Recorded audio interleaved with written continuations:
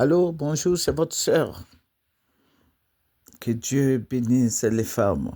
Aujourd'hui, nous allons parler de- des grossesses en milieu scolaire. Les petites filles de cinquième, CM2, 6e, 5e, 4e qui prennent, voilà, qui prennent des grossesses à l'école. Et nous allons en parler avec mademoiselle euh, Afoué, Afoué, Afoué Larissa. Voilà, nous allons parler un peu de ça et puis bon, nous allons faire notre petit bonhomme de chemin. Bonjour Afoué. Bonjour maman, que Dieu te bénisse. Amen. Aujourd'hui, nous allons parler, comme je l'ai dit, oh, des grossesses scolaires. J'ose le dire, des grossesses non désirées. Je voudrais qu'on en parle. Qu'est-ce que tu as quelque chose à dire euh, au sujet de cette histoire de grossesse en milieu scolaire? Moi, tout ce que je peux dire, c'est que les parents doivent vraiment veiller sur leurs enfants parce que c'est un fléau qui mine la société et on n'a pas tout le temps le regard sur nos enfants.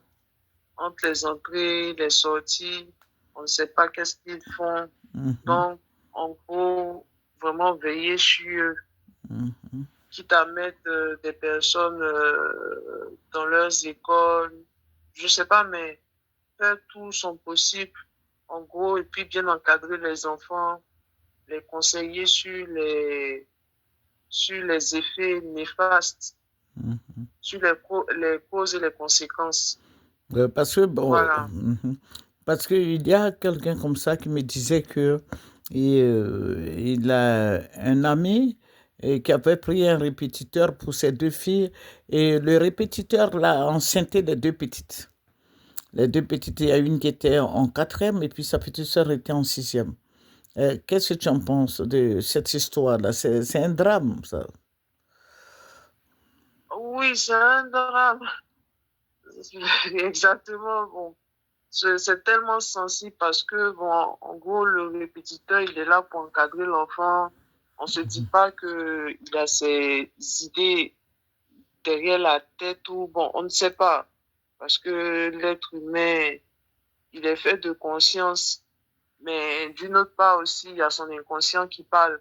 Donc, c'est pas des choses qu'on peut contrôler en soi. Mhm. Je sais pas comment on dit ça, mais c'est tellement sensible. C'est Donc, tellement pour toi, sensible, en c'est gros, tellement il faut que sensible. les parents surveillent les enfants. Voilà. Mais moi, je crois que il faut aller plus, il faut être, et il faut, dans un premier temps, l'enfant, quand l'enfant est jeune, il faut lui dire que, bon, voici, il faut lui montrer sa période de fécondité, sa bonne période, comme on le dit, et puis dis-lui aussi la mauvaise période, qu'à partir de ce jour, si tu vas avec un homme, tu vas tomber enceinte. Je crois que c'est ce qui manque en Afrique, parce que les Africaines ont honte de parler de sexualité à leurs enfants.